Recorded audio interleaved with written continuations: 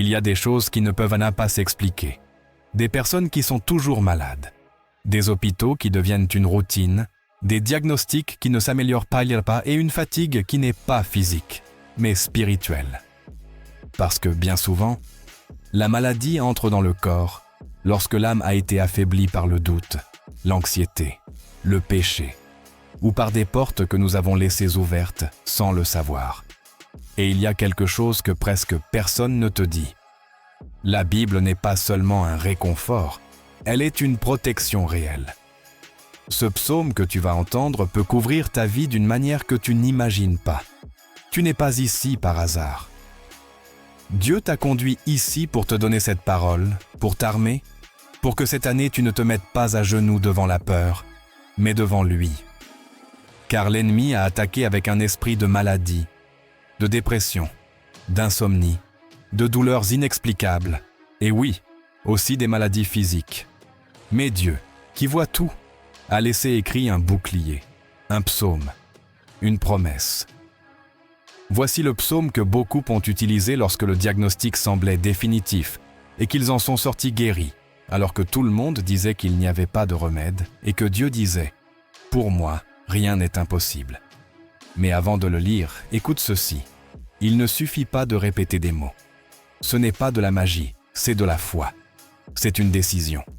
C'est dire à Dieu « Je te fais confiance plus qu'aux médecins, plus qu'à Google, plus qu'à mes symptômes, plus qu'à la douleur. » Maintenant, oui, ouvre ton esprit, respire profondément et écoute ce que le ciel veut que tu reçoives aujourd'hui. Psaume 91. Celui qui habite sous l'abri du Très-Haut reposera à l'ombre du Tout-Puissant. Je dirai à l'Éternel, mon espérance et mon château fort, mon Dieu en qui je me confie. Il te délivrera du piège de l'oiseleur, de la peste qui détruit. Il te couvrira de ses plumes, et sous ses ailes, tu seras en sécurité. Sa vérité est un bouclier et une cuirasse. Peu importe quelle maladie a rôdé autour de ta maison, peu importe ce que les médecins ont dit, si tu habites dans la présence de Dieu, il te couvrira, il te délivrera. Mais il y a une condition, habiter, pas visiter, pas aller à l'église seulement le dimanche, pas prier uniquement quand tout va mal. Habiter, c'est être sous son ombre tous les jours, faire de lui ton refuge quotidien. Si cette vidéo est arrivée jusqu'à toi, c'est parce que Dieu veut que tu changes de posture spirituelle. Ne vis plus comme quelqu'un de vulnérable. Prends cette parole, garde-la dans ton cœur et prie avec ce psaume chaque matin avant de sortir de chez toi. Parle-le à voix haute. Crois-le, écris-le si nécessaire, mais ne l'ignore pas, car cette année 2025 sera une année d'attaque, mais aussi de miracles. Et celui qui est sous ses ailes n'aura rien à craindre. Peut-être que tu ne sais plus vers qui te tourner, peut-être que tu as déjà prié, que tu es allé chez le médecin, que tu as essayé de penser positivement, et pourtant, la douleur est toujours là. Tu te lèves le matin avec cette gêne qui ne part pas, avec cette sensation que quelque chose ne va pas dans ton corps, ou pire encore, dans ton âme. Tu as entendu 1000 fois que Dieu a le contrôle, mais au fond, il y a des moments où tu as l'impression que ce contrôle ne fonctionne pas pour toi, n'est-ce pas? Comme si ton cas était le seul à avoir été oublié, comme s'il t'avait abandonné. Mais laisse-moi te dire ceci, avec le cœur sur la main. Tu n'es pas oublié, tu n'es pas seul. Et tu n'es pas malade par hasard.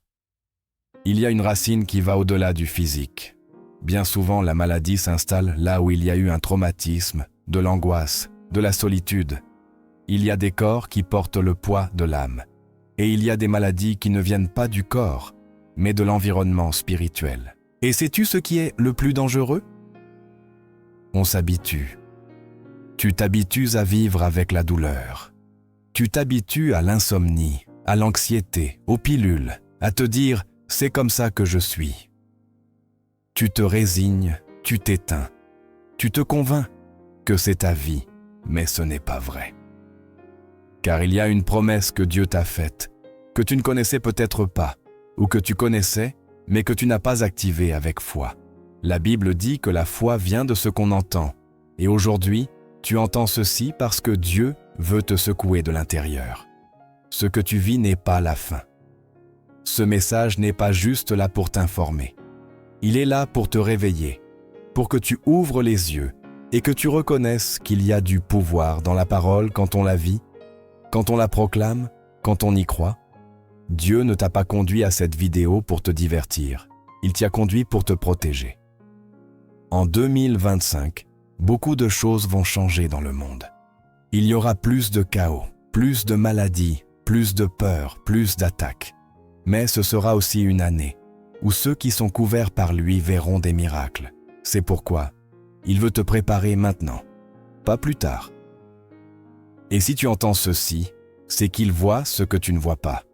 Il sait ce que ton corps ne ressent pas encore. Il sait ce que l'ennemi est déjà en train de planifier. Et il te donne aujourd'hui le bouclier avant l'attaque. Ne l'ignore pas. Et maintenant, je veux que tu me dises quelque chose. Laisse-moi un commentaire ci-dessous. Dis-moi, es-tu en train de lutter contre une maladie? Y a-t-il quelqu'un dans ta famille qui traverse une situation de santé délicate? Parce que nous allons prier pour toi. Cette communauté était là pour te couvrir. Tu n'es pas seul. Écris le nom de cette personne ou cette situation. Pose-le par la foi. Déclare-le. Car Dieu écoute ce qui est écrit avec un cœur ouvert. Et maintenant, prépare-toi, car nous allons plonger pleinement dans ce que ce psaume cache, et dans la manière dont tu dois prier pour qu'il devienne un bouclier véritable. Car il ne suffit pas de le lire, il faut l'activer. Il y a une vérité que peu osent dire à voix haute, mais que l'âme perçoit avec une clarté douloureuse. Quelque chose ne va pas en moi, et je ne sais pas comment le réparer. Tu peux être entouré de gens, avoir une famille qui t'aime, un travail stable ou une routine qui semble fonctionner. Mais malgré tout, quelque chose en toi crie que quelque chose est brisé. Et ce quelque chose se manifeste parfois comme une tristesse que tu ne sais pas expliquer, ou comme une maladie qui ne guérit pas, ou comme une sensation constante de menace, comme si un danger invisible te soufflait dans la nuque. C'est là que beaucoup se trompent. Ils pensent qu'il leur faut juste des médicaments, juste une thérapie, juste du repos. Tout cela est bon. Mais il y a des batailles qui ne se gagnent pas dans les hôpitaux, ni dans les cabinets, ni avec des pilules. Il y a des batailles qui ne se gagnent que dans le secret, dans l'esprit, à genoux, avec des prières chargées de larmes, avec des versets qui ne se lisent pas comme de la poésie, mais comme des armes. Oui, la parole de Dieu est une arme, et celui qui l'utilise comme telle vit différemment. C'est le but de cette vidéo. Je ne veux pas te parler comme quelqu'un qui te prêche depuis une chaire. Je veux te parler comme quelqu'un qui a aussi ressenti ce poids inexplicable dans la poitrine. Ce diagnostic qui menace de détruire la paix. Cette sensation de vulnérabilité face à quelque chose que tu ne comprends pas. Parce que nous avons tous, à un moment donné, ressenti cela. Comme si nous étions exposés, fragiles, comme si n'importe quoi pouvait nous détruire. Mais c'est là, au milieu de cette sensation, que le miracle apparaît. Et je le dis avec la crainte de Dieu. Il y a un psaume qui a été écrit comme un bouclier spirituel. Pas comme une jolie poésie, pas comme une phrase pour Instagram, mais comme un mur invisible contre ce qui vient. Ce psaume, c'est le 91. Regarde ce que dit l'un de ces versets, et dis-moi si tu ne sens pas qu'il est à pour toi. Tu ne craindras ni la terreur de la nuit, ni la flèche qui vole de jour, ni la peste qui marche dans les ténèbres, ni la destruction qui frappe en plein midi. Ça te parle? Parce que cette année, il y a beaucoup de choses qui détruisent en plein midi. Des maladies qui arrivent sans explication, des nouvelles qui sèment la peur, des symptômes qui surgissent soudainement, et des médecins qui haussent les épaules sans savoir quoi faire. Mais la parole dit que tu ne craindras pas. Et pourquoi ne craindras-tu pas? Parce qu'il y a une couverture qui ne se voit pas mais qui s'active, une ombre, un refuge, un abri qui ne s'ouvre qu'à ceux qui décident d'habiter en Dieu. Pas en visite, pas en cas d'urgence, mais habiter, vivre avec lui, respirer avec lui. se réveiller chaque jour en sachant que sans sa présence, nous ne sommes rien. C'est là que je veux que tu entres. Mais pas seul. Je vais te demander quelque chose. Laisse un commentaire maintenant et dis-moi de quel pays tu regardes ceci et pour qui tu as besoin de prière. Est-ce pour toi? Pour ta mère, ton fils, un ami qui est malade et ne sait plus quoi faire? Écris son nom. Écris-le avec foi, car nous allons prier pour lui. Parce que cette chaîne n'est pas juste une vidéo, c'est un autel. Et quand beaucoup de gens prient ensemble, le ciel bouge. Peut-être que c'est le seul endroit où, aujourd'hui, tu sens que quelqu'un se soucie vraiment de toi. Et c'est bien. Parfois, Dieu utilise des chemins numériques pour nous parler quand nous n'écoutons plus autrement. L'important, c'est que tu n'ignores pas ce signe. Car si tu es ici, c'est qu'il veut que tu l'entendes. Et si tu restes avec moi quelques minutes de plus, je vais te montrer comment ce psaume ne se lit pas seulement. Il s'habite. Je vais t'apprendre à prier avec autorité, à déclarer chaque mot comme un acte de guerre spirituelle. Car la maladie ne se combat pas seulement avec des antibiotiques, elle se combat aussi avec la foi. Et maintenant, réponds-moi quelque chose dans les commentaires. As-tu déjà senti que ton corps reflète ce que ton âme porte? Sens-tu que la douleur que tu vis aujourd'hui a des racines plus profondes qu'il n'y paraît? Tu n'es pas seul.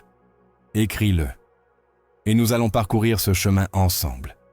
Il y a des blessures qui ne saignent pas mais qui font mal tous les jours. Il y a des maladies qui n'apparaissent pas sur les radiographies, mais qui te volent la force de vivre. Il y a des symptômes qui ne sont pas dans le corps, mais dans l'âme. Et tu le sais, même si tu ne peux peut-être pas l'expliquer avec des mots. Parce que tu te lèves fatigué sans avoir fait d'effort, parce que tu ressens de la peur sans raison, parce que tu as pleuré intérieurement tant de fois que tu ne sais même plus si ta douleur vient du passé, du présent, ou d'un vide que tu n'as jamais pu combler. Et ça, ce que tu portes en silence, c'est aussi une forme de maladie. Et ça aussi, ça a besoin d'être guéri. Dieu ne guérit pas seulement les os brisés ou les diagnostics médicaux. Dieu guérit les émotions, Dieu guérit les souvenirs, Dieu guérit l'insomnie, l'anxiété, le désespoir, les traumatismes. Il ne t'a pas créé pour que tu vives en survivant. Il t'a créé pour que tu habites sous sa protection. Et quand je te dis qu'il y a un psaume qui peut changer ton année 2025, je ne le dis pas comme une promesse vide ou un cliché religieux. Je le dis parce que je l'ai vu. J'ai vu des gens condamnés retrouver la vie, j'ai vu des âmes éteintes se rallumer, j'ai vu comment une parole prononcée avec foi a plus de pouvoir qu'une armée entière. Et c'est ce que Dieu veut te donner aujourd'hui. Je veux que tu écoutes ceci avec attention, car si une partie de ton corps est malade, si un coin de ton âme est blessé, ce message est pour toi. Pas parce que je le dis, mais parce que Dieu l'a écrit il y a des siècles et te le répète aujourd'hui avec amour. C'est lui qui pardonne toutes tes iniquités, qui guérit toutes tes maladies. Psaume 103, 3. Relis-le si tu peux, écris-le, mémorise-le. Ce n'est pas une métaphore, c'est une promesse. Il guérit toutes tes maladies, pas certaines, pas seulement les physiques, toutes, les visibles et les invisibles, celles que tu reconnais et celles que tu ne peux pas nommer. Et cette guérison commence quand tu ouvres ton cœur, pas quand tu fais semblant que tout va bien. Depuis combien de temps tais-tu ce qui te fait mal? Combien de fois as-tu dit « je vais bien » juste pour ne pas inquiéter les autres? Combien de fois as-tu senti que tu n'en pouvais plus, mais tu t'es forcé à continuer pour les tiens, pour tes enfants, pour ton conjoint, pour ne pas faire pitié? Combien de fois as-tu entendu les autres parler de foi pendant que, toi, à l'intérieur, tu ne ressentais que du vide? Dieu le sait. Il a tout vu. Chaque nuit sans sommeil, chaque larme en secret, chaque diagnostic que tu n'as pas compris, chaque prière que tu as faite et que tu pensais qu'il n'avait pas entendu. Mais ce n'est pas vrai. Il t'a entendu. Et cette vidéo, ce moment, c'est sa manière de te répondre. C'est pourquoi je veux que tu fasses quelque chose. Prends une minute, juste une, et laisse-moi un commentaire ci-dessous avec ces mots. Guéris-moi, Seigneur. Écris-le si tu es fatigué de lutter seul. Écris-le si tu n'en peux plus de ce fardeau. Écris-le si tu veux que cette année soit différente. Ce n'est pas pour que je le voie, c'est pour que le ciel le lise. C'est un acte de foi, ta manière de dire « Me voici, et je crois ». Si tu veux, écris aussi quelle est cette douleur que tu as besoin qu'il guérisse. Est-ce de l'anxiété, une maladie chronique, une douleur qu'aucun médecin n'a pu soulager, une tristesse qui ne part pas? Écris-le, car nous allons prier pour toi. Parce que ceci est plus qu'une chaîne. C'est un autel. Un espace où le surnaturel se produit quand quelqu'un ose croire à nouveau. Et si tu es arrivé jusqu'ici, ce n'est pas par hasard. Ce message est l'antichambre de ta guérison. Mais avant de continuer, réponds-toi cette question en silence. Veux-tu vraiment être guéri? Car Jésus, avant de guérir un paralytique, lui a demandé « Veux-tu être guéri ?» Pas parce qu'il doutait de son besoin, mais parce qu'il voulait savoir si son cœur était prêt. Aujourd'hui, cette question est pour toi. Ce n'est pas rhétorique, c'est spirituel. Parce que si ton cœur dit oui, alors prépare-toi. Car le psaume qui te couvrira cette année est sur le point de s'activer. Il y a des choses que personne d'autre ne voit, mais que tu portes en toi comme des pierres attachées à ta poitrine. Et il arrive un moment où tu ne sais plus si ce qui te fait mal, c'est le corps, l'âme, l'esprit, ou tout à la fois. Parce qu'il y a des nuits où tu ne peux pas dormir, pas à cause de l'insomnie, mais à cause d'un mélange de peur, d'incertitude, de souvenirs qui ne s'en vont pas, de pensées qui ne s'éteignent pas. Il y a des matins où tu sens que simplement ouvrir les yeux est déjà une bataille. Et même si personne ne le remarque, tu sais que tu survis plus que tu ne vis. Tu continues par devoir, par obligation, par inertie, mais la vérité c'est que tu t'éteins peu à peu. Et personne ne te le demande, personne ne le voit. Tout le monde pense que tu vas bien parce que tu souris, parce que tu réponds aux messages, parce que tu vas au travail, parce que tu postes une story de temps en temps. Mais à l'intérieur, tu cries pour un signe, une parole, quelque chose qui te dise que ce ne sera pas éternel, que tu n'es pas né pour souffrir, que ta vie a un sens, qu'il y a une issue et que Dieu est toujours là. Laisse-moi te dire quelque chose et je veux que tu l'entendes, pas avec tes oreilles, mais avec ton âme. Dieu ne t'a jamais lâché, jamais. Même si tu ne l'as pas senti, même si tu as pensé qu'il s'était lassé de toi, même si tu as prié et qu'il semblait ne rien se passer, même si tu t'es demandé si ta foi était insuffisante, si ton péché était trop grand, si ton cœur était trop loin. Il ne s'est pas éloigné de toi. Au contraire, il a été plus près que jamais dans les moments où tu te sentais le plus seul. Et cette vidéo, ce moment précis, est sa manière de te le rappeler. Parce qu'il connaît tes batailles. Il sait que parfois tu as du mal à te lever, que tu te sens coupable de ne plus prier comme avant, que tu doutes même de toi-même, que tu te demandes si toute cette douleur aura un jour un sens. Et oui, elle en aura. Car ce qui est aujourd'hui des pleurs sera demain un témoignage. Ce qui est aujourd'hui une maladie sera demain un miracle. Ce qui te fait mal aujourd'hui sera demain la raison pour laquelle tu relèveras les autres. Mais pour arriver là, tu dois guérir de l'intérieur. Tu dois être restauré complètement, depuis la racine. Et ce n'est pas un hasard si tu entends ceci maintenant. Ce n'est pas une coïncidence si l'algorithme t'a conduit ici. Ce n'est pas le hasard, c'est un dessein. C'est Dieu qui frappe à nouveau à la porte de ton âme, parce qu'il n'en a pas fini avec toi. Il y a des chapitres que tu n'as pas encore vécus, des promesses que tu n'as pas encore reçues, des jours de paix qui t'attendent. Mais tu dois y croire. Tu dois le dire. Tu dois activer cette foi que tu pensais avoir perdue. Et je veux que tu fasses quelque chose maintenant.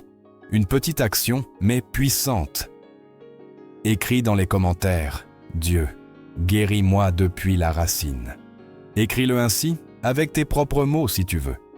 Mais dis-le, écris-le, car en l'écrivant, tu dis « Je suis prêt, je ne veux plus me cacher, je ne veux plus faire semblant, j'ai besoin que tu prennes le contrôle. » Écris-le pour toi ou pour quelqu'un que tu aimes. Écris son nom, son histoire, sa douleur, car quand tu le partages, tu le remets entre ses mains, et quand tu le remets, Dieu commence à guérir. Peut-être que tu n'as plus la force de prier, et c'est normal. C'est pour ça que nous sommes là. Pour prier pour toi, pour relever tes bras spirituels quand tu n'en peux plus, pour intercéder, pour nous unir. Car la foi ne se ressent pas toujours, mais elle s'active toujours. Et aujourd'hui est un bon jour pour commencer à marcher vers ta guérison. Peut-être que personne ne sait à quel point tu luttes. Peut-être que même toi, tu ne sais pas combien de douleurs tu contiens. Car il y a des blessures si anciennes qu'elles se confondent avec ta personnalité, des maux qui sont en toi depuis si longtemps, que tu ne te souviens même plus quand ils sont apparus. Tu as appris à vivre avec, comme quelqu'un qui s'habitue à une épine plantée dans le pied. Ça fait mal, oui, mais tu apprends à marcher sans que personne ne le remarque. Et ainsi passe le temps, ainsi passe la vie. Tu ajoutes des routines, des occupations, des distractions, mais la douleur reste là, silencieuse, constante. Et parfois, elle revient plus fort, comme pour te rappeler que tu n'as pas encore été complètement guéri. Et ce n'est pas un hasard. Le corps parle de ce que l'âme tait. Il y a des maladies qui ne viennent ni de l'air ni de la nourriture, mais d'une âme blessée, de l'abandon que tu as vécu dans l'enfance, de cette trahison que tu n'as jamais réussi à pardonner, de cette parole cruelle que quelqu'un t'a dite et qui s'est incrustée dans ton cœur comme une flèche empoisonnée. Et même si tu souris en public, même si tu dis que tu vas bien, une partie de toi continue de saigner. On ne le voit pas, mais tu le ressens. Chaque nuit, quand tu te retrouves tâche là seule, quand tu éteins la lumière, quand le silence révèle tout. Et c'est dans cet endroit, là où personne d'autre ne peut entrer, que Dieu veut arriver aujourd'hui. Pas à la surface, pas à l'extérieur, pas à ce que tu montres, mais au centre même de ta blessure, à l'épicentre de ta douleur. Car il n'est pas un spectateur distant, il est un guérisseur intime. C'est le seul qui connaît ce que même toi, tu n'as pas pu expliquer. Et le plus impressionnant, c'est ceci. Il ne te juge pas d'être brisé. Il ne te rejette pas d'être blessé. Il ne s'éloigne pas parce que tu es affaibli. Au contraire, il s'approche, il te cherche, il se penche et il pense tes plaies. Regarde ce que dit le psaume 147, 3. Il guérit ceux qui ont le cœur brisé et pansent leurs blessures. Il ne dit pas qu'il guérit seulement les forts, ni ceux qui prient parfaitement, ni ceux qui ne doutent jamais. Il dit qu'il guérit les cœurs brisés, ceux qui sont en morceaux. Ceux qui n'en peuvent plus, n'en peuvent plus. Ceux qui n'ont plus la force de demander de l'aide. C'est à eux, à toi, que Dieu veut guérir. Et cette guérison commence aujourd'hui. Peu importe depuis combien de temps tu es ainsi. Peu importe si les médecins ont abandonné, si ta famille s'est habituée, si toi-même tu crois que tu ne vas pas t'améliorer. Dieu a le dernier mot. Et ce mot, c'est la guérison. Mais pas seulement du corps, aussi de l'âme. Car il y a des douleurs physiques qui ne disparaîtront que lorsque l'âme sera restaurée, lorsque le cœur sera pansé, lorsque cette blessure intérieure, celle que tu portes depuis des années, sera entièrement remise à celui qui peut en faire quelque chose. Et c'est ici que je veux te faire une invitation sincère. Pas par protocole, pas par formalité, mais parce que je sais que ça peut changer quelque chose en toi. Prends une minute, juste une, et laisse un commentaire qui dise « Je suis blessé, mais je crois que Dieu peut me guérir ». Écris-le ainsi, avec honnêteté. Peu importe si tu n'as jamais commenté une vidéo, peu importe si tu ne sais pas comment prier. Écris juste ça, ou écris ce que tu ressens, ce qui te fait mal, ce que personne ne sait, ce que tu n'as jamais dit. Car quand tu l'écris, tu le confesses, et quand tu le confesses, Dieu commence à agir. Tu n'es pas seul. Même si tout ton entourage t'a fait sentir que tu dois porter ça en silence, ce n'est pas vrai. Cette vidéo est une manière divine de te dire « Tu n'as plus à te taire, tu n'as plus à supporter seul, tu n'as plus à faire semblant d'aller bien. » Il y a une guérison disponible, et elle est plus proche que tu ne le crois. Elle est dans la parole, dans cette phrase éternelle qui dit « Il pense tes blessures ». Ne te touche-t-il pas de penser que le Créateur de l'univers est prêt à toucher tes parties brisées avec ses propres mains? Que lui, si grand, prend le temps de s'approcher de toi, si petit, si blessé, pour te penser avec tendresse? C'est ça, la grâce. C'est ça, l'amour véritable. Et maintenant, je veux que tu restes ici avec moi, car dans quelques minutes, nous allons lire le psaume que beaucoup ont appelé le bouclier parfait contre la maladie, le refuge pour l'âme, la médecine spirituelle pour le corps. Le psaume 91. Mais avant cela, j'ai besoin que tu fasses quelque chose. Arrête-toi, respire, ferme les yeux si tu peux, et répète en toi ces mots. Seigneur, je suis blessé, mais je ne veux plus rester ainsi. Guéris-moi, entre là où personne d'autre ne peut entrer. Fais ce que personne d'autre n'a pu faire, et couvre-moi de ton ombre. Si ces mots ont touché quelque chose en toi, laisse-les aussi écrits dans les commentaires. Écris-les comme quelqu'un qui jette une ancre au milieu de la tempête. Car peut-être que demain, les doutes reviendront, les symptômes reviendront, les peurs reviendront. Mais cette déclaration écrite, cet acte de foi que tu fais maintenant, sera ton rappel que oui, tu as cru. Et quand quelqu'un croit vraiment, le ciel s'ouvre. Et maintenant, je veux que tu réfléchisses à ceci calmement. T'es-tu déjà demandé pourquoi, juste au moment où tu allais commencer à aller mieux, quelque chose s'est produit et tu es retombé? Pourquoi cette maladie qui semblait surmontée est revenue sans explication? Pourquoi cette anxiété que tu ne ressentais plus est réapparue de nulle part? Pourquoi, quand tu es sur le point d'atteindre quelque chose de bon, un obstacle surgit toujours? Ne trouves-tu pas ça étrange? Parce que ce n'est pas un hasard. Ce n'est pas juste de la malchance, car il y a des choses qui se meuvent dans le plan spirituel et que tu ne vois pas, mais qui t'affectent. Il y a des cycles qui se répètent encore et encore, sans explication médicale, émotionnelle ou logique, mais qui ont une origine spirituelle. Et voici une des vérités les plus inconfortables. Bien souvent, la maladie ne commence pas dans le corps. Elle commence dans l'âme, ou pire encore, dans l'environnement spirituel où tu vis. Car il y a des lieux, des personnes, des paroles, des ambiances qui ouvrent des portes à l'ennemi sans que tu le saches. Et une fois que cette porte est ouverte, tout ce qui affaiblit commence à entrer. La peur, l'insomnie, la tristesse, la maladie, la confusion. Et tu ne comprends même pas d'où ça vient. Tu sais juste que quelque chose en toi n'est plus comme avant. T'est-il arrivé de sentir que, sans savoir comment, quelque chose a changé en toi? Que tu ne ressens plus la présence de Dieu comme avant? Que tu ne peux plus dormir tranquillement? Que l'anxiété te poursuit? Que les maladies se multiplient? Que ton entourage devient plus sombre? Ce sont ces pièges, ces filets que tu ne vois pas, mais qui serrent ton âme, qui se placent quand tu t'y attends le moins.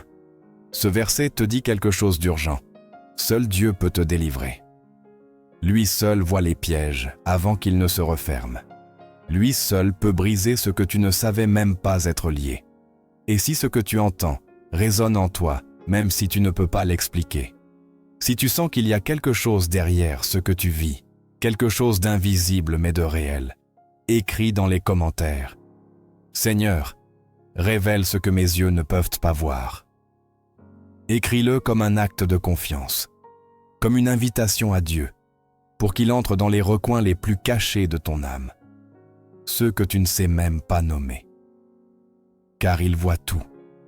Et quand tu lui permets d'agir, il commence à te montrer ce qui se cache derrière la douleur, ce qui a contaminé ta paix, ce qui a attaqué ton corps sans raison apparente. Dieu ne veut pas seulement te guérir, il veut te libérer. Car beaucoup ne sont pas malades.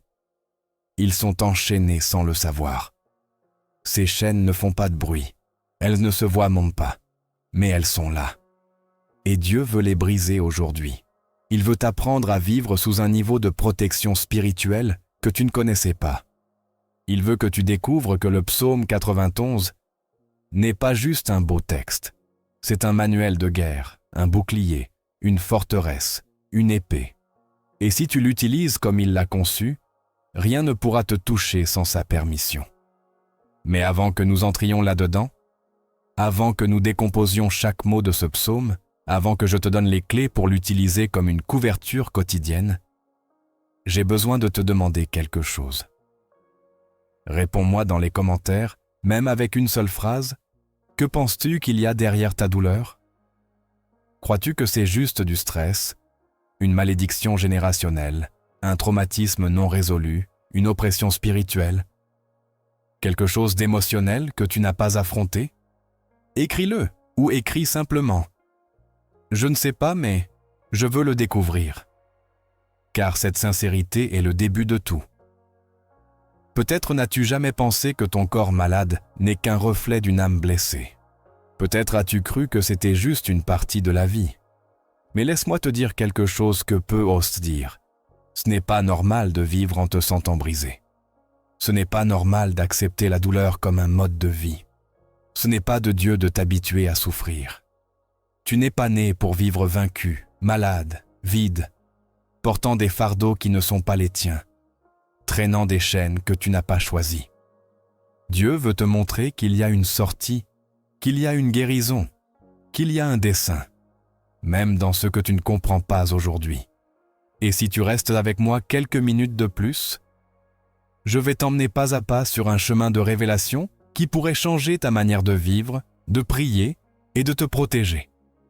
Mais avant, dis-moi que tu es prêt. Commente.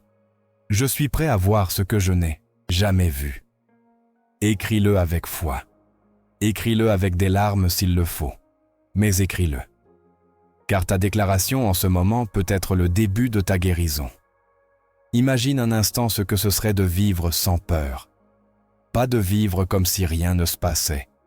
Pas avec une fausse assurance, mais avec une certitude si profonde que peu importe ce que disent les nouvelles, peu importe le nouveau virus, peu importe l'épidémie, le symptôme ou le diagnostic. Imagine te lever chaque matin et savoir avec une totale certitude que ton corps est couvert, que ton esprit est fortifié, que ta maison est protégée et qu'aucune maladie ne pourra te toucher sans la permission de Dieu. Imagine vivre ainsi. Pas par arrogance, mais par foi. Cette vie n'est pas une utopie. Ce n'est pas un fantasme de ceux qui veulent de croire à des contes de fées spirituels. Cette vie est une promesse biblique. C'est ce que Dieu a déjà dit, déjà déclaré, déjà écrit pour ceux qui l'aiment, qui le cherchent, qui habitent sous son ombre. Car lorsque tu fais de Dieu ton véritable refuge, pas une solution de secours, mais ton lieu de résidence, l'ennemi perd tout droit légal sur toi. Il ne peut pas entrer, il ne peut pas te toucher, il ne peut pas s'approcher, parce qu'il y a un mur, une couverture, une onction qui l'arrête avant même qu'il ne puisse poser un pied sur ton territoire. Et si tu ne me crois pas, écoute ceci. L'Éternel te préservera de tout mal. Il préservera ton âme. L'Éternel gardera ton départ et ton arrivée dès maintenant et à jamais. Psaume 121, 7 à 8. Si tu le lis attentivement, tu comprendras qu'il ne parle pas seulement de danger visible. Il dit de tout mal. Et cela inclut les maladies, les attaques spirituelles, les menaces invisibles et même les pensées destructrices. Et pas seulement à un moment précis, mais dès maintenant et à jamais. Peux-tu imaginer ce que cela signifie? Que dès l'instant où tu décides de te confier à lui, de te rendre, d'habiter en lui, Dieu établit une couverture permanente sur ta vie. Une couverture qui ne s'épuise pas, qui ne dépend ni de tes forces, ni de ta perfection, ni de tes performances spirituelles. Une couverture qui s'active par la foi et qui demeure par la grâce. Maintenant, je veux que tu répondes avec sincérité. Ne voudrais-tu pas vivre ainsi?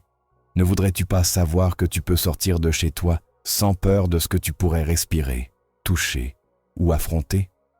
Ne voudrais-tu pas avoir la certitude que, même si 10 000 tombent à ta droite, cela ne t'atteindra pas?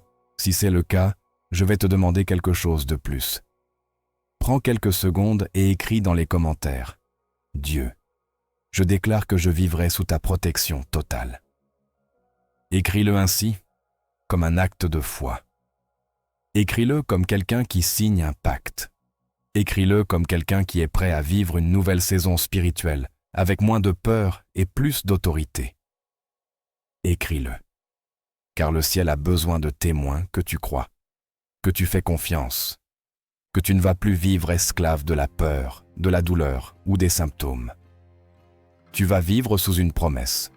Et pendant que tu écris, pendant que tu déclares, pendant que ta foi commence à bouger en toi, je veux que tu entendes ceci au plus profond de ton âme. Tu ne vivras plus comme avant. Tu ne passeras plus chaque mois avec une nouvelle douleur. Tu ne normaliseras plus l'insomnie, l'angoisse ou les diagnostics à répétition. Tu ne t'habitueras pas à la maladie comme mode de vie, car Dieu est déjà à l'œuvre en toi, car sa parole ne revient pas vide, car celui qui a commencé l'œuvre de te guérir la perfectionnera. Mais ça ne s'arrête pas là. Car le vrai secret n'est pas juste de déclarer un psaume, c'est de l'habiter, de respirer sa vérité, de marcher chaque jour, comme quelqu'un qui a été racheté par la promesse. Et dans quelques instants, je vais te guider à travers le psaume 91 comme tu ne l'as jamais entendu, verset par verset, promesse par promesse, jusqu'à ce qu'il s'imprime dans tes os, jusqu'à ce que chaque mot devienne un mur autour de ta maison, de ton corps, de ton esprit. Mais avant, je veux savoir d'où tu regardes ce message. Dis-le-moi dans les commentaires. Dis-moi si ce message a parlé directement à ta situation. Si tu t'es senti poursuivi par des maladies sans cause. Si tu as vécu des saisons où elles viennent les unes après les autres, comme des vagues qui ne s'arrêtent pas. Écris ça aussi, mets-le là. Car cette chaîne est remplie de gens qui prient, qui intercèdent, qui s'unissent. Et quand un cœur s'expose avec humilité, Dieu répond toujours. Tu sais que quelque chose ne va pas. Tu le sens. Tu ne peux pas tout à fait l'expliquer, mais une partie de toi a remarqué que, depuis un certain temps, ton corps et ton âme ne sont pas alignés. Comme si tu vivais avec une tension constante, une charge qui ne t'appartient pas, une sensation de menace invisible. Tu vas chez le médecin, on te dit que ce n'est pas grave. Tu prends une pilule, ça soulage, mais ça revient. Tu changes ton alimentation, tu fais de l'exercice, tu essaies de dormir plus, mais la gêne revient sous un autre nom, avec un autre symptôme, sous un autre visage. Et ça t'inquiète. Pas tant à cause de la douleur elle-même, mais à cause de ce que tu ne peux pas expliquer. Cette voix intérieure qui te dit qu'il y a quelque chose de plus profond, de plus sérieux, de plus spirituel qui se passe en toi. Et peut-être que jusqu'à maintenant, tu l'as ignoré. Tu as accepté que c'est la vie, que le corps tombe malade, que les nerfs affectent, que le stress tue. Mais cette fois, c'est différent. Cette fois, il y a quelque chose qui te fait penser que ce n'est pas un hasard, qu'il y a quelque chose que Dieu veut que tu vois, qu'il y a quelque chose derrière ton mal-être qui n'est ni physique, ni psychologique, ni chimique. C'est spirituel. Et ça ne s'arrêtera pas tant que tu ne l'affronteras pas, tant que tu ne le mettras pas entre les mains de Dieu, tant que tu ne le déclareras pas avec ta bouche, que tu ne l'écriras pas de ta main, que tu ne l'affronteras pas avec ta foi. Car oui, le corps se fatigue. Mais il y a des fatigues qui viennent de l'âme. Et il y a des douleurs qui ne viennent pas de tissus enflammés, mais d'émotions refoulées, de souvenirs encore ouverts, de culpabilité que tu n'as pas résolues, de paroles que quelqu'un t'a dites et qui, même après des années, te poursuivent encore. Et ça rend malade aussi. Ça pèse aussi. Ça a besoin d'être guéri aussi. Écoute-moi bien. Peut-être que ce que tu ressens n'est pas juste un symptôme, mais un murmure divin, une manière dont ton corps essaie de te dire que ton âme a besoin d'attention, que quelque chose est brisé à l'intérieur, qu'il y a une partie de ta vie qui est restée dans l'obscurité trop longtemps et qui ne peut plus se cacher. Peut-être que ce que tu appelles aujourd'hui une maladie est en réalité un signal de Dieu, une alarme spirituelle qui te crie « Regarde-moi, écoute-moi, cherche-moi, car je veux te guérir vraiment ». Et c'est ce qui différencie ceux qui survivent simplement de ceux qui guérissent vraiment. Car guérir, ce n'est pas juste que la douleur disparaisse. Guérir, c'est revivre avec plénitude, avec joie, avec un but. Guérir, c'est pouvoir dormir sans peur, respirer sans anxiété, aimer sans réserve, te lever sans douleur, vivre sans sentir que le prochain pas pourrait être le dernier.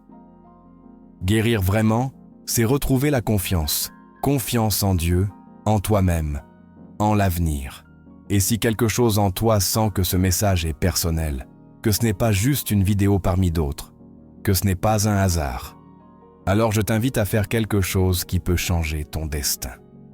Laisse un commentaire disant « Je suis prêt à découvrir ce qu'il y a derrière ma douleur ». Écris-le même si tu n'as pas toutes les réponses. Écris-le même si tu ne sais pas ce qui vient après. Écris-le comme quelqu'un qui est prêt à laisser Dieu lui montrer ce qui est caché. Écris-le comme quelqu'un qui reconnaît qu'il a atteint la limite de ses forces, mais pas la limite de sa foi. Car voici une vérité que tu dois savoir. Dieu ne guérit jamais l'extérieur sans d'abord regarder l'intérieur. Il ne fait pas de guérison superficielle. Il va à la racine. Il arrache ce qui contamine. Il nettoie ce qui rend l'âme malade. Et si tu lui donnes accès, si tu lui dis « oui, entre », alors prépare-toi, car les chaînes vont se briser. Le cycle va s'arrêter. La maladie ne sera plus ton identité. Et cette année, ce 2025, pourrait être la première année depuis longtemps où tu ne vivras pas sous une menace constante. T'imagines-tu cela? T'imagines-tu terminer cette année sans avoir mis un pied à l'hôpital, sans avoir senti que la maladie te contrôle? T'imagines-tu dire « Aujourd'hui, je me sens fort » et que ce soit vrai? T'imagines-tu te lever le matin sans peur de ce que ton corps pourrait faire ou ressentir? Car ça, c'est aussi la volonté de Dieu. Il ne veut pas te voir survivre. Il veut te voir marcher avec autorité, avec santé, avec plénitude. Et la clé pour cela, le début, la porte, c'est de lui remettre le contrôle. Et je veux que tu l'écrives maintenant. Je veux que tu le déclares, pas pour moi, pour toi, pour le ciel, pour le monde spirituel, pour que l'ennemi sache qu'il n'a plus de place. Écris « Seigneur, je te remets le contrôle de ma santé ». Écris-le avec foi. Écris-le comme quelqu'un qui se libère d'un poids. Écris-le comme quelqu'un qui rend à Dieu ce qui lui appartient. Car ton corps lui appartient. Ton âme, ton esprit, tes émotions, tes jours, tout est à lui. Et quand tu lui rends cela, il le restaure, il le purifie, il le renouvelle. Alors, ne pars pas encore, reste, car ce qui vient est encore plus profond. Car le psaume que tu vas entendre est plus que de la poésie, c'est une stratégie spirituelle. Et quand tu le comprendras, quand tu le déclareras, quand tu le vivras, ta vie ne sera plus jamais la même. Ce qu'il y a de plus dur dans la maladie, ce n'est pas toujours la douleur. Ce ne sont pas toujours les symptômes, ni les nuits blanches, ni les médicaments qui ne font pas effet. Ce qu'il y a de plus dur, c'est de sentir que personne ne te comprend, que tout le monde te voit de l'extérieur, mais que personne ne s'arrête pour regarder ce que tu vis à l'intérieur. Tu continues à répondre aux messages, tu continues à faire tes tâches, tu continues à montrer un visage qui ne reflète pas ce que tu ressens vraiment. Et dans ce silence, tu t'éteins lentement, discrètement, comme quelqu'un qui coule au fond d'une mer invisible pendant que tous, à la surface, pensent que tu flottes. Et c'est là que ça fait le plus mal.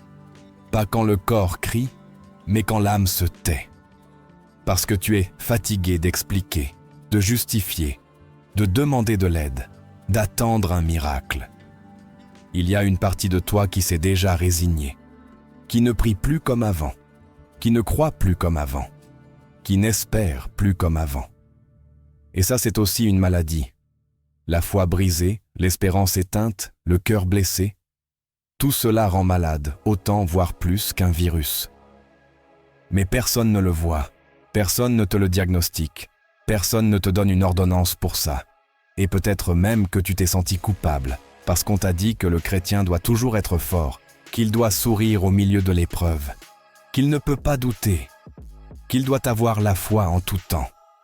Et toi, parfois, tu n'y arrives pas. Et ça te fait te sentir faible, moins spirituel. Ça te fait croire que Dieu s'est éloigné à cause de ton manque de force. Mais écoute ceci, c'est un mensonge, c'est une distorsion. Car Dieu ne s'éloigne pas de celui qui est brisé, au contraire, il s'approche. Il est plus près de toi maintenant que jamais, dans cette chambre où tu as pleuré seul, dans cette nuit où tu as voulu abandonner, dans ce soupir où tu ne savais plus quoi dire. Il était là, et il est là maintenant. Tu n'es pas seul. Même si ta maladie t'a isolé, même si tes émotions t'ont enfermé, même si tu sens que tu ne peux parler à personne, même si tu ne sais pas comment mettre en mots ce que tu portes à l'intérieur, même si tu n'as plus la force de demander de l'aide, même là, Dieu est là. Et cette vidéo, cette parole, est une main qu'il te tend. Pas pour te juger, pas pour te demander des explications, mais pour te dire « Je suis ici, je te vois, je t'aime et je veux te guérir complètement. » Et maintenant, je veux te demander quelque chose qui peut sembler simple, mais qui a un pouvoir immense. Laisse un commentaire disant « Je me suis senti seul dans ma douleur. » Écris-le si tu as déjà senti que personne ne comprenait ce que tu traversais. Écris-le si ta maladie t'a fait te sentir isolé, rejeté, incompris. Écris-le s'il y a eu des moments où tu as pensé que même Dieu ne t'écoutait pas. Ne l'écris pas pour moi. Écris-le comme une confession sincère, comme une reddition, comme un acte de courage. Car quand tu oses dire la vérité, le ciel commence à bouger. Et si ça te coûte de l'écrire, si tu as honte, si tu sens que c'est trop t'exposer, souviens-toi qu'il y a des centaines de personnes ici qui lisent, qui prient, qui ressentent la même chose que toi. Cette communauté est plus qu'une chaîne, c'est un refuge. Et quand tu ouvres ton cœur, d'autres le font aussi. Et quand beaucoup de cœurs s'ouvrent en même temps, Dieu fait des choses que tu n'aurais jamais imaginées. Tu ne regardes pas cette vidéo par hasard. Ce n'est pas un algorithme, ce n'est pas une coïncidence. C'est un rendez-vous divin. C'est Dieu qui brise le silence. C'est sa manière de te dire que tu n'es pas oublié, que tu n'es pas invisible, que ce que tu ressens compte, que ta douleur n'est pas passée inaperçue au ciel. Et même si on t'a dit qu'il y a pire, que tu devrais être reconnaissant, qu'il y a des gens plus malades que toi, Dieu ne minimise pas ton processus. Dieu ne compare pas tes blessures. Dieu ne t'exige pas de faire le fort. Dieu veut te voir guéri, à l'intérieur comme à l'extérieur. Et si tu t'es déjà demandé, Dieu veut-il vraiment me guérir? Aujourd'hui, tu as la réponse, oui. Et non seulement il le veut, mais il est prêt, plus près que toi à recevoir. Mais il ne force pas. Il appelle, il frappe à la porte, et ça dépend de toi si tu le laisses entrer. Alors fais-le. Pas demain, pas plus tard, maintenant, pendant que tu es ici, pendant que ce message résonne encore en toi. Écris. Seigneur, entre dans ma douleur. Guéris ce que personne d'autre n'a pu toucher. Écris-le avec l'âme ouverte. Écris-le même si tu n'as pas les mots exacts. Dieu comprend le langage des cœurs brisés. Il n'a pas besoin de poésie, juste de sincérité. Car ce qui vient après ce moment, c'est de la révélation, de la direction, du pouvoir et une couverture. Car nous allons entrer dans le psaume qui a été utilisé pendant des siècles comme un mur spirituel contre toute forme de mal.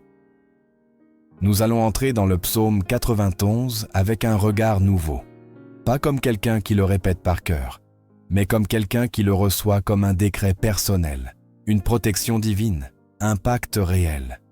Et quand nous le lirons, mot par mot, quelque chose va se passer en toi. Je ne le dis pas comme une motivation creuse, je le dis comme quelqu'un qui a vu ce qui se passe quand un cœur brisé décide de croire à nouveau. Reste avec moi, le meilleur est à venir.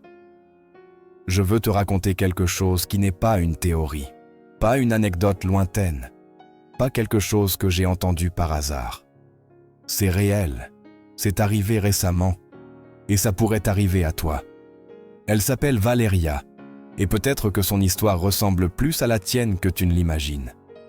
Valeria a 38 ans, elle vit seule, travaille depuis chez elle, et depuis un certain temps, elle a commencé à ressentir des douleurs physiques que les médecins ne pouvaient pas expliquer.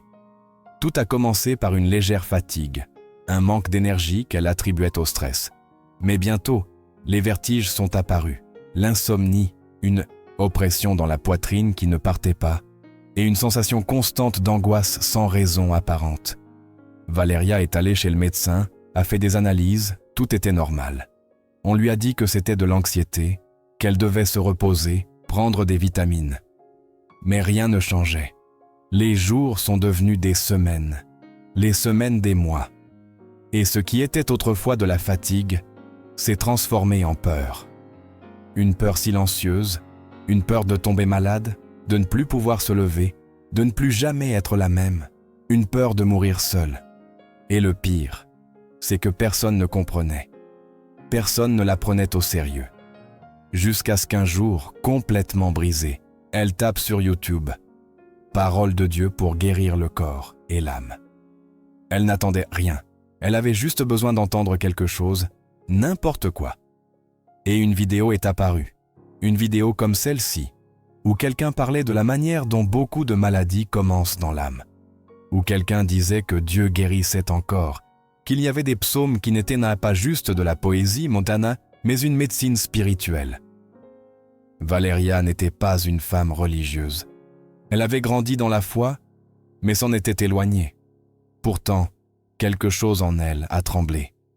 Elle a écouté toute la vidéo, elle a pleuré, elle a écrit dans les commentaires « Je ne sais pas si j'ai la foi, mais je veux recommencer à faire confiance ». Cette nuit-là, pour la première fois en des mois, elle a dormi paisiblement. Tout n'a pas disparu immédiatement. Ce n'était pas un miracle de film, mais c'était le début d'une restauration profonde. Chaque matin, Valeria a commencé à lire à voix haute le psaume 91. Elle le priait, elle y croyait, elle le respirait, elle l'utilisait comme un bouclier. Elle l'écrivait sur une feuille et le plaçait sur la tête de son lit, sur la porte de sa maison, dans son agenda. Et sans s'en rendre compte, quelque chose en elle a commencé à guérir. Pas seulement son corps, mais son âme. L'anxiété s'est dissipée, la peur a diminué, l'énergie est revenue, la foi a renaît. Aujourd'hui, Valeria est guérie, pas seulement physiquement, mais spirituellement. Elle dit qu'elle ne se souvient pas de la dernière fois où elle s'est sentie aussi vivante. Et tout a commencé par une décision, une déclaration. Oui, Seigneur, je veux guérir. Peux-tu te voir dans cette histoire? Peux-tu t'imaginer écrire un commentaire comme celui de Valeria et voir Dieu commencer à bouger dans ta vie aussi? Car tu n'as pas besoin d'être parfait. Tu n'as pas besoin d'avoir toute la foi du monde. Tu as juste besoin d'être sincère, humble, courageux pour dire « Je vais mal, mais je ne veux plus rester comme ça ». C'est ce qui a changé la vie de Valeria, et c'est ce qui peut changer la tienne. Alors je t'invite maintenant à faire la même chose qu'elle. Avec le cœur ouvert, sans masque, sans honte, écris dans les commentaires « Moi aussi, je veux recommencer ».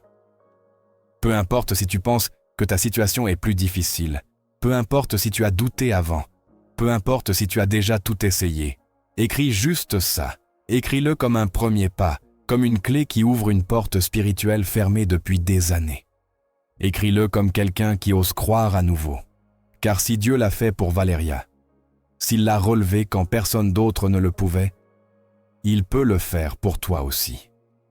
Ne doute pas, ne te sabote pas, ne te cache pas derrière un « ce n'est pas pour moi ». Oui, c'est pour toi. Ce message a été envoyé avec ton nom. Cette vidéo est la réponse à une prière que tu as peut-être faite il y a des semaines ou des années. Ne la laisse pas passer. L'histoire de Valeria était réelle et tu peux être le prochain témoignage, le prochain à dire « Moi aussi j'ai été guéri ». Le prochain à dire « Tout a changé quand j'ai vraiment cru en Dieu ». Mais tu dois commencer. Et commencer parfois, c'est juste écrire quelques mots et laisser le ciel faire le reste. Te rends-tu compte de ce qui s'est passé avec Valeria? Car au-delà du soulagement physique, au-delà des symptômes qui ont disparu, et de l'insomnie qui s'est envolée, ce qui était vraiment miraculeux, c'est ce qui s'est passé à l'intérieur. Car Valeria n'a pas reçu une guérison magique.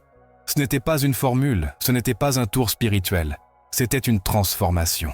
Ce qu'elle a vécu, c'était un processus de retour, un retour à elle-même, une retrouvaille avec cette partie d'elle qu'elle avait enfouie sous tant de couches de routine, de peur, d'exigence, de fatigue, de frustration, et qui, pendant un instant, a recommencé à respirer. Son corps a guéri, oui, mais son âme a recommencé à vivre. Et ça, c'est encore plus grand. Et voici une vérité que beaucoup ne veulent pas affronter. Parfois, c'est le corps qui fait mal, mais c'est l'esprit qui crie. Parfois, le symptôme n'est pas la maladie, c'est juste la voix de quelque chose de plus profond, qui essaie de se faire entendre. Le cœur chargé, la foi éteinte, la culpabilité qu'on n'a pas lâchée, les déceptions qui nous ont brisés sans que personne ne le remarque, les promesses qu'on a senties que Dieu n'a pas tenues. Tout ça rend malade, tout ça pèse, tout ça se manifeste. Et si on ne l'affronte pas, si on ne le remet pas, si on ne le rend pas à Dieu, rien ne change, tout se répète. C'est pourquoi l'histoire de Valeria compte. Parce qu'elle n'est pas parfaite, parce qu'elle n'est pas linéaire, parce qu'elle ressemble beaucoup à toi, à moi, à tous ceux qui sont arrivés à ce point où on ne sait plus si on est malade du corps ou fatigué de l'âme, où on ne sait plus s'il faut continuer à prier ou abandonner en silence, où on sourit à l'extérieur et on se brise à l'intérieur. Valeria n'a pas trouvé la solution dans une prière parfaite, ni dans une vidéo miraculeuse. Elle l'a trouvée quand elle a osé parler, écrire, arrêter de faire semblant d'aller bien. Et c'est ça qui a tout changé. Et maintenant, je te pose la question. Que se passerait-il si tu faisais la même chose? Que se passerait-il si tu arrêtais de porter seul ce qui te tue à l'intérieur? Que se passerait-il si tu écrivais ta vérité, comme elle l'a fait, sans fioriture, sans filtre, juste avec la sincérité de quelqu'un qui ne veut plus cacher ce qui fait mal? Que se passerait-il si tu osais dire à Dieu, pour la première fois depuis longtemps, « Je suis ici, et j'ai besoin que tu me sauves » Peut-être, juste peut-être, ce qui a changé la vie de Valeria pourrait commencer à changer la tienne. Car parfois, le premier pas n'est pas une longue prière. Ce n'est pas un acte héroïque de foi. Parfois, le premier pas, c'est une phrase, un commentaire, un mot qui brise le silence. Et ça, même si tu ne le crois pas, ouvre le ciel, active la foi, mets en mouvement le spirituel. Ce que tu écris ici, ce que tu oses déclarer publiquement, même avec peur, a du pouvoir. Et ça ne te libère pas seulement toi, ça libère aussi les autres. Car quand tu parles, quelqu'un d'autre qui est dans le silence ose parler aussi. Et c'est ce que Dieu provoque ici. Une chaîne de guérison, une vague de restauration, une communauté qui ose recommencer à faire confiance. Alors maintenant, je te le demande avec tout mon cœur. Laisse un commentaire qui dise « Moi aussi, je veux que mon histoire se termine en témoignage ». Écris-le comme quelqu'un qui plante une graine, comme quelqu'un qui fait un pas, comme quelqu'un qui ose regarder le ciel et dire « Je crois encore que tu peux faire quelque chose avec moi ». Écris-le pour toi, pour les tiens, pour ton processus, pour cette partie de toi qui ne veut plus se cacher. Écris-le, car quelque chose se met en mouvement, car ce n'est pas juste une vidéo, c'est un rendez-vous divin, un redémarrage, un réveil. Et quand tu l'auras fait, reste avec moi, car ce qui vient maintenant est plus qu'une lecture biblique, c'est une activation spirituelle. Nous allons entrer ensemble dans le psaume 91, pas comme des lecteurs, pas comme des religieux, mais comme des guerriers, comme des fils qui réclament leur héritage, comme des blessés qui cherchent à être restaurés, comme des croyants qui ne se contentent plus de survivre, mais qui décident de vivre, de marcher, de respirer et d'avancer sous l'ombre du Très-Haut. Celui qui habite sous l'abri du Très-Haut reposera à l'ombre du Tout-Puissant. Arrête-toi, respire, relis-le dans ton esprit, car il ne dit pas « celui qui visite », ni « celui qui croit de temps en temps », ni « celui qui prie quand tout va mal ». Il dit « celui qui habite », celui qui vit, qui reste, qui fait de la présence de Dieu son refuge permanent, pas sa dernière option. Combien de fois avons-nous utilisé Dieu comme un lieu de passage, comme une station-service spirituelle quand l'âme est à sec? Mais ce verset ne parle pas de ça. Il parle d'une vie entière sous l'abri de Dieu. Et quand tu habites là, pas quand tu te caches de temps en temps, mais quand tu vis là, quelque chose de surnaturel se produit. L'ennemi perd son pouvoir, l'anxiété s'affaiblit, la maladie rencontre un mur, et la peur n'a plus de voix. Car tu reposeras à l'ombre du Tout-Puissant. Ce n'est pas une métaphore poétique, c'est un principe spirituel. Quand tu fais de Dieu ton foyer, son ombre te couvre comme un nuage qui rafraîchit, comme une cape invisible qui te protège de la chaleur, de l'attaque, comme une ombre qui cache ta vie à tout regard malveillant. Et sais-tu quoi? Tout le monde ne peut pas habiter là. Seulement ceux qui décident de se rendre, ceux qui disent « Dieu, je ne veux plus vivre seul, je ne veux plus compter sur mes forces, j'ai besoin que tu me couvres. Et maintenant, je veux te faire une invitation très personnelle. Écris dans les commentaires « Seigneur, aujourd'hui je décide d'habiter sous ton abri ». Écris-le avec conviction, écris-le comme une déclaration, comme un acte de reddition, comme quelqu'un qui dit « Assez de vivre avec la peur, avec la douleur, avec des attaques, avec des symptômes sans racine, avec des diagnostics sans issue. » Écris-le même si tu ne sais pas bien comment faire. Dieu n'attend pas la perfection, il attend la sincérité. Et quand tu décides d'habiter, Dieu t'accueille, Dieu te couvre, Dieu agit. Et si tu sens que tu n'as pas habité, que tu as été loin, froid, déconnecté, ne te juge pas. Reviens, c'est tout. Cette parole n'est pas pour les parfaits, elle est pour les blessés, ceux qui se sentent vides, ceux qui ont tout essayé et qui sont fatigués. Car dans cette ombre, dans cet abri, il y a du repos, il y a du soulagement, il y a une couverture et il y a une guérison. Et maintenant, si ce premier verset a déjà remué quelque chose en toi, dis-le-moi dans les commentaires. Raconte-moi comment tu te sens. Te sens-tu exposé ces derniers temps? Te sens-tu sans abri? As-tu eu peur de la maladie, de l'avenir, de ce qui pourrait arriver demain? Écris-le. Cette chaîne est un espace sûr, pas juste pour regarder, mais pour parler, pour déposer, pour recevoir une prière, pour te sentir accompagné. Car ce qui vient dans les prochains versets va marquer un avant et un après. Nous allons parcourir cette promesse éternelle mot par mot. Et si tu décides de le faire avec foi, quelque chose va s'activer. Reste, le voyage ne fait que commencer. Maintenant, arrête-toi une seconde. Pense aux personnes que tu aimes. Pense à ta famille, à ta mère, ton père, tes enfants, tes frères. Pense à eux un instant, pas comme tu le fais machinalement, mais comme tu le ferais si tu savais que quelque chose de sombre s'approchait.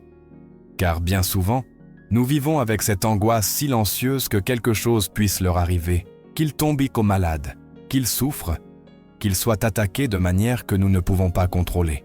Et cette angoisse devient un poids invisible mais réel. Et tu le sais, tu le portes dans ta poitrine tous les jours. Tu te bats, tu travailles, tu pries pour eux de temps en temps, tu essaies de les conseiller, tu tentes de veiller sur leur santé, leur esprit, leurs décisions. Mais il y a des choses qui t'échappent. Et au fond, tu te demandes, que se passerait-il si un jour je ne suis pas là pour les protéger? Cette question te traverse comme un éclair. car tu sais que tu ne peux pas être partout, que tu ne peux pas contrôler l'avenir, que tu ne peux pas éviter chaque accident, chaque maladie, chaque attaque spirituelle. Et alors, la peur t'envahit. Mais écoute-moi bien, ce n'est pas ta tâche de les protéger avec tes propres forces. Ta tâche, c'est de les couvrir de prières, de foi, de paroles vivantes. Et ça, oui, tu peux le faire. Car si tu ne dresses pas des murailles spirituelles pour ta famille, qui le fera? Si tu n'intercèdes pas pour eux, si tu ne partages pas ces paroles, si tu ne sèmes pas cette vérité dans leur cœur, comment espères-tu qu'ils soient vraiment protégés? Crois-tu que le monde va prendre soin d'eux? Que les réseaux sociaux, les idéologies, le système, les médicaments, le matériel vont les garder sains et saufs? Non. La seule chose qui peut blinder ta famille contre le mal, c'est la présence de Dieu. Et je ne dis pas ça pour te mettre la pression, je le dis pour te réveiller. Car il y a des parents qui ne dorment pas en pensant à leurs enfants, des mères qui prient en secret, des grands-parents qui donneraient de leur vie pour leurs petits-enfants, des frères qui voient un être cher sombrer dans la dépression ou la maladie et ne savent pas quoi faire. Ce que tu peux faire, c'est ceci. Inviter Dieu à entrer, à les couvrir, à dresser un bouclier spirituel que l'ennemi ne pourra pas percer. Et je vais te dire quelque chose qui peut faire mal, mais qui était nécessaire. Si cette parole te parle et que tu ne la partages pas avec ta famille, avec ceux que tu aimes, tu laisses une porte ouverte. Car ce que tu entends aujourd'hui n'est pas juste pour toi, c'est pour les tiens. C'est une ressource, une réponse, une opportunité. Tu ne sais pas quelle bataille ton frère vit en silence. Tu ne sais pas quelle maladie se développe dans le corps de ta mère sans qu'elle le sache. Tu ne sais pas quelle attaque spirituelle l'ennemi planifie contre tes enfants. Mais Dieu, lui, le sait. Et c'est pourquoi il te parle maintenant. Et si tu aimes vraiment ta famille, fais quelque chose aujourd'hui. Partage cette parole, écris-leur, dis-leur. Regarde ça, Dieu veut nous couvrir. Car s'il n'écoute pas, mais que toi tu as entendu, tu es le canal, tu es la brèche, tu es l'intercesseur. Et si tu as honte, si tu ne sais pas comment faire, commence ici. Écris dans les commentaires les noms des personnes que tu veux que Dieu protège cette année. Écris-les comme une prière. Écris-les comme un acte de guerre spirituelle. Écris-les comme quelqu'un qui place les siens sous l'abri du Très-Haut. Tu peux écrire « Seigneur, couvre ma famille sous ton ombre ». Écris-le et nomme-les un par un si tu veux. Car le ciel n'est pas indifférent quand un cœur crie pour les siens. Car Dieu honore ceux qui intercèdent. Car il n'y a pas de prière plus puissante que celle qui naît d'un amour véritable. Et si ce message réveille quelque chose en toi, si tu sens que tu dois agir, ne le remets pas à plus tard. Maintenant est le moment. Car ce psaume que nous commençons à décortiquer, ce bouclier de protection, n'est pas juste pour toi. Il est pour tous ceux qui sont sous ta couverture spirituelle. Aujourd'hui, parle-le dans ta maison, écris-le sur tes portes, partage-le avec ceux que tu aimes. Car Dieu veut entrer, mais il a besoin que quelqu'un lui ouvre la porte. Je dirai à l'Éternel, « Mon espérance et mon château fort, mon Dieu en qui je me confie. » Ce verset n'est pas une phrase poétique, c'est une déclaration de guerre, une déclaration d'identité, une manière de regarder le ciel au milieu du chaos et de dire « Je sais en qui j'ai mis ma confiance. » Mais attention, ça commence par « je dirai ». Il ne dit pas « je penserai » ni « j'imaginerai ». Il dit « je dirai ». Sais-tu pourquoi? Parce qu'il y a du pouvoir dans ce que tu dis. Parce que, dans le monde spirituel, le silence équivaut souvent à un permis. Et quand tu parles, quand tu déclares avec ta bouche qui est ton espérance, ton château fort, ton Dieu, tu actives un mur invisible que l'ennemi ne peut pas franchir. Et il ne s'agit pas de le dire une seule fois.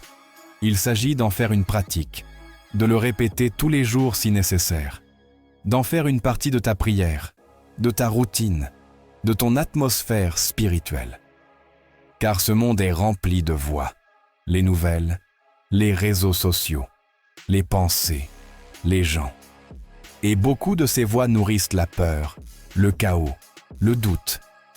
Mais quand tu ouvres la bouche et dis « L'Éternel est mon espérance », quelque chose change. Ton âme l'entend, ton corps l'absorbe, ton esprit s'aligne et l'ennemi recule. Et que signifie dire « mon espérance » ? Ça signifie que, quand tout s'effondre, tu continues d'espérer en lui. Que même si le rapport médical ne change pas, tu fais confiance. Que même si ta famille ne comprend pas, tu fais confiance. Que même si tu as peur, tu fais confiance. Et quand tu dis « mon château fort », tu dis « j'ai un endroit où me cacher ». Et cet endroit est invincible. Car un château fort n'est pas une maison ordinaire, c'est une structure conçue pour résister aux attaques. Et c'est ce que Dieu veut être pour toi. Ton lieu imprenable, ta zone de sécurité, ton refuge au milieu de la guerre. Maintenant, laisse-moi te poser une question qui n'a pas de réponse superficielle. Quel a été ton château fort ces derniers mois ? Car si nous sommes honnêtes, bien souvent, nous cherchons refuge partout, sauf en Dieu, dans la routine, dans l'argent, dans les conseils des autres, dans notre logique, dans le divertissement, dans tout ce qui peut nous distraire de la douleur. Mais tôt ou tard, tout ça s'effondre. Car le seul château qui ne tombe pas est celui que Dieu lui-même construit. Et si tu l'as mis de côté, si tu as essayé de protéger ta famille ou toi-même avec tes propres forces, c'est le moment de revenir, de le dire, de le confesser avec l'âme à nu. Seigneur, tu es mon espérance, tu es mon château fort, tu es mon Dieu, en toi je me confie. Et je veux que tu l'écrives. Ne te contente pas de le penser, ne le garde pas pour toi. Écris-le maintenant dans les commentaires. L'Éternel est mon château fort. Moi et ma famille, nous confierons en lui. Écris-le comme une déclaration spirituelle. Écris-le comme un bouclier. Écris-le comme quelqu'un qui est fatigué de lutter seul. Comme quelqu'un qui est prêt à dresser une forteresse invisible autour de sa maison, de sa santé, de ses enfants. Écris-le.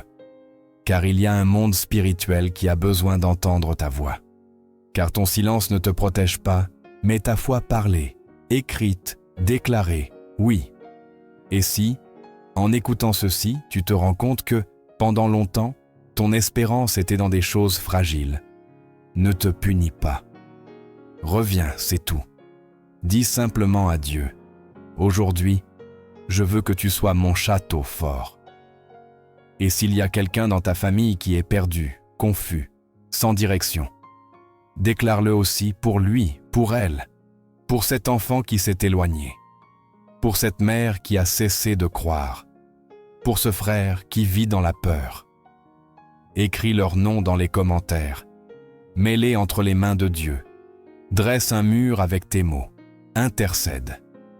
Car si tu ne le fais pas, qui le fera? Et si ce n'est pas maintenant, quand? Il te délivrera du piège de l'oiseleur, de la peste qui détruit. Cette phrase n'est pas à lire rapidement. Elle est à arrêter, à mâcher, à comprendre ce qui est en jeu. Car ici, on ne parle pas de petites menaces ou d'inconfort passager.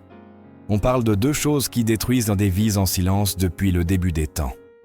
Des pièges spirituels et des pestes destructrices.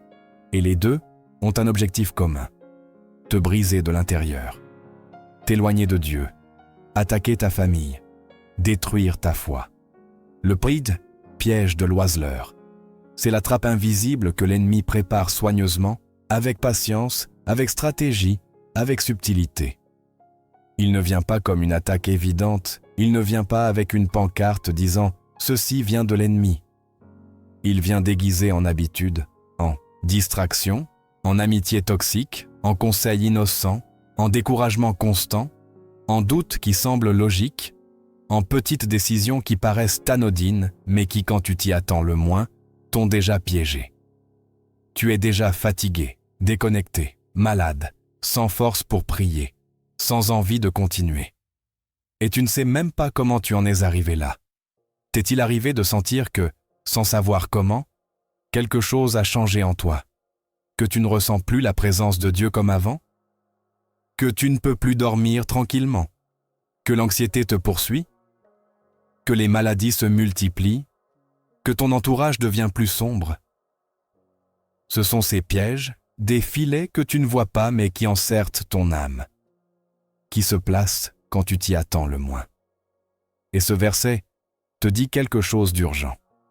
Seul Dieu peut te délivrer. Lui seul voit les pièges avant qu'ils ne se referment. Et ensuite, il parle de la peste qui détruit. Et qu'est-ce qu'une peste destructrice? C'est ce qui entre sans demander la permission, qui contamine l'atmosphère, qui rend malade sans explication, qui s'infiltre dans ta maison sans que tu l'aies invité. Et ce n'est pas toujours physique. Il y a des pestes émotionnelles, des pestes mentales, des pestes spirituelles qui t'épuisent, qui contaminent ta famille, qui altèrent l'ambiance de ton foyer. Il y a des maisons qui sont propres à l'extérieur, mais spirituellement infestées à l'intérieur. Il y a des corps qui sont vivants, mais dont l'âme est déjà en train d'être détruite de l'intérieur. Et c'est là que ce psaume te crie quelque chose que tu ne peux pas ignorer. Il te délivrera. Pas tes forces, pas ton intelligence, pas ta discipline, pas tes méthodes. Lui seul. Car si tu étais capable d'éviter tous les pièges par toi-même, tu n'aurais pas besoin d'un château fort. Mais les pièges se camouflent, et les pestes n'avertissent pas. C'est pourquoi tu as besoin d'une couverture divine. C'est pourquoi tu dois marcher chaque jour sous l'ombre du Très-Haut. Car sans sa présence active dans ta vie, tu es vulnérable. Ta famille est vulnérable. Ton esprit, ta santé, tes émotions, tout reste exposé. Et c'est pourquoi je veux te poser une question que tu ne t'es peut-être jamais posée. Es-tu sûr qu'il n'y a pas de piège caché dans ta vie en ce moment? Es-tu sûr que cette maladie n'est pas un piège déguisé? Es-tu sûr que cette tristesse profonde n'est pas le venin silencieux d'une peste invisible? Es-tu sûr que cette tension familiale constante n'est pas une attaque qui s'est infiltrée sans que tu t'en rendes compte? Et si, en écoutant ceci, tu sens que oui, que peut-être il y a quelque chose que tu ne vois pas, quelque chose que tu ne contrôles pas, quelque chose qui s'est introduit sans permission, écris dans les commentaires « Seigneur, délivre-moi du piège que je ne vois pas et de la peste que je ne comprends pas. » Écris-le maintenant. Écris-le avec humilité. Écris-le comme quelqu'un qui arrête de jouer les forts. Écris-le comme quelqu'un qui reconnaît qu'il y a des batailles que seul le ciel peut mener. Et s'il y a quelqu'un dans ta maison qui est malade, confus, anxieux, spirituellement endormi, écris-le aussi. Seigneur, délivre ma famille de la peste destructrice. Car ceci n'est pas juste un joli psaume à répéter, c'est une promesse à activer. C'est un cri de guerre. C'est une parole vivante qui peut faire la différence entre être détruit ou être protégé. Mais pour cela, il faut parler, il faut déclarer, il faut élever la voix. C'est pourquoi je t'invite à écrire, à laisser ce commentaire comme quelqu'un qui plante un drapeau spirituel sur sa maison, comme quelqu'un qui dit « Je reconnais la bataille et je me joins au seul qui peut la gagner. » Car l'ennemi n'a jamais été plus fort que Dieu, mais il a été plus silencieux que ta foi. Et ça, aujourd'hui, ça s'arrête. Reste avec moi. Ce qui vient ensuite va te bouleverser.